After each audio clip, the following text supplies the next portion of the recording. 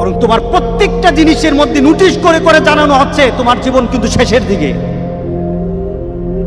এটাই তো আমাদের বৎসর গণনা, এটাই তো আমাদের জীবনের গণনা, এটাই তো আমার নতুন বৎসর আমাকে এই সংবাদ দেয়।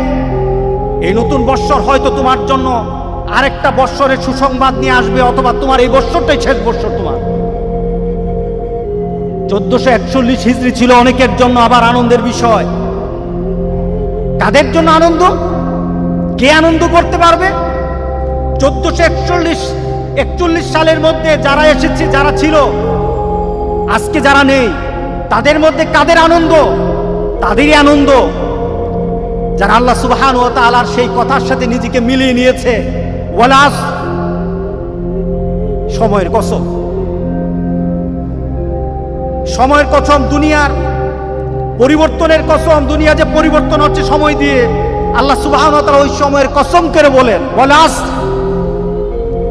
আসরের সময়টা কখন বলেন তো দেখি?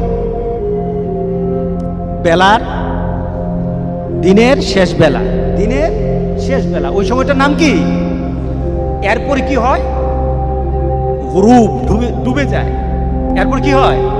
মাগরিব। মাগরিব না? দেখুন, আল্লাহ সুবহানাহু ওয়া তাআলা আসরের নামটা নিলেন সময়কে বলার জন্য, অর্থাৎ সময়টা তোমার এত কম, তোমার সময়টা এত কম, তুমি আসরের সময় মাত্র আছো, একটু পরে কিন্তু সূর্য ডুবে যাবে তোমার।